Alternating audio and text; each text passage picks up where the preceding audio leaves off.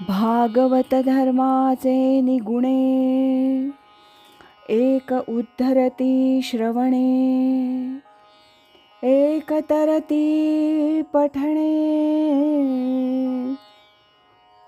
एक निस्तरती ध्याने, संसार पाशा. पूजनीय स्वामी कृष्णानंद लिखित शुक उवाच श्री एकनाथी भागवत भावार्थ कथा या ग्रंथातील आज ऐकूया पुष्प 12 सत्संग महिमा भक्ताची शरणता याचा भाग 2.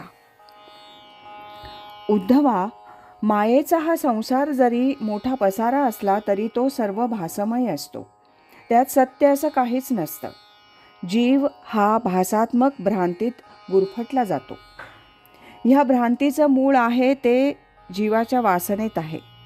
ह्या वासनांचा वृक्ष फोफावला की जीव त्यात रममाण होऊन आपल्या जीवनाचा साज सजवीत असतो. ह्या वृक्षाची फळं 2च प्रकारची असतात. एक सुख आणि दुसरं दुःख असतं. जे सुख म्हणून असतं त्या सुखाचं परिवर्तन दुःखात कधी होतं हे त्याचं त्यालाच कळत नाही.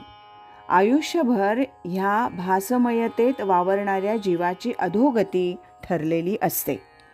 परंतु उद्धवा, हेच संसारी जेव्हा वानप्रस्थ स्वीकारतात तेव्हा त्यांचे ह्या भ्रांतीपासून दूर होण्याचे प्रयत्न सुरू होतात.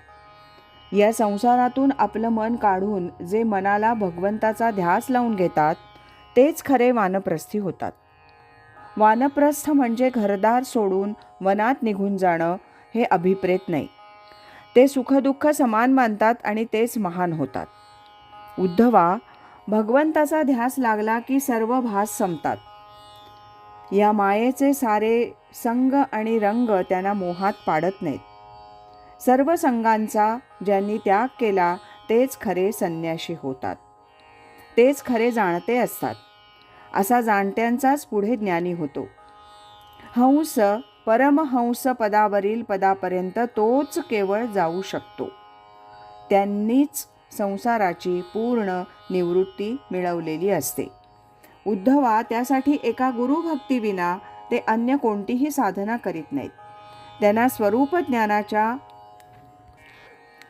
अनिवार्य इच्छेपर्यंत नेणारी सद्गुरू ही एकमेव नौका असते. कोणत्याही अन्य मार्गाचं आचरण करून हा संसार वृक्ष तोडता येत नाही. म्हणून या मायासागरातून तरून जाण्यासाठी साधकानं गुरुभक्ती, गुरुभजन आणि गुरुसेवा हेच एकमेव श्रेष्ठ साधन स्वीकारावं. श्रीकृष्ण पुढे म्हणाले, उद्धवा, मारुतीला पाहून भूत पळतात असं म्हणतात. त्याप्रमाणे जो गुरुसंगतीत येतो त्याला मायेच्या रंगाचा त्रास होत नाही. त्यासाठी गुरु मात्र समर्थ असेच असायला हवेत. जे स्वरूप ज्ञानात नित्य रमलेले असतात तेच शिष्याचं समाधान करू शकतात. शिष्याला निशंक करणं हेच गुरूंचं कार्य असतं. मार्दवता हा त्यांचा स्थायी भाव असतो. असे गुरु कासवीसारखे केवळ आपल्या दृष्टी प्रक्षेपणातून शिष्याच्या अंतरंगात प्रवेश करतात. शिष्याचं अंतरंग शुद्ध होऊन तो आत्मबोधाचा अधिकारी होतो. म्हणून गुरुचं स्थान हे मातापित्याहून श्रेष्ठ असतं. मातापिता हे एका जन्मापुरतेच असतात, परंतु गुरु शिष्य संबंध हे जन्मजन्मांतरीचे असतात. शिष्याला निर्विकल्प करेपर्यंत त्यांचं कार्य संपत नाही. म्हणून देवभक्तीहून गुरुभक्ती श्रेष्ठ असते. शुकाचार्य म्हणाले, राजा परीक्षिता, देवापेक्षा गुरु श्रेष्ठ असतो. देव हे साधकाचं कर्माप्रमाणे बरं वाईट फल देतात, पण गुरु साधकाला सायुज्य मुक्तीपर्यंत नेतात. गुरु वा संत हे प्रत्यक्ष भगवंताचेच अवतार असतात. आता परीक्षिता, अशा गुरुभक्तीत रंगलेल्या भक्ताची अवस्था कशी उन्नत होते हे श्रीकृष्णाने सांगितलं ते ऐक. उद्धवा, ज्याच्या मुखात रात्रंदिवस गुरुनाम असतं, गुरुसेवेची एकही संधी जो सोडत नाही त्याला अनन्य भक्त म्हणतात. अशा तऱ्हेनं गुरुभजनात रममाण झालेल्या साधकाला भौतिकाचा विसर पडतो. गृह, दारा, सुत यांची ममतेची बंधनं त्याला त्रास देत नाहीत. तसंच काम क्रोधादी षड्रिपूंचं त्याला भय नसतं, कारण त्यानं आपले सर्व भाव गुरुपायी अर्पण केलेले असतात. त्याचा देहभाव विरून तिथं आत्मभावाची जागृती येते. त्यातूनच पुढे सोहमभाव उदित होऊन गुरु त्याला ब्रह्मभावापर्यंत नेतात.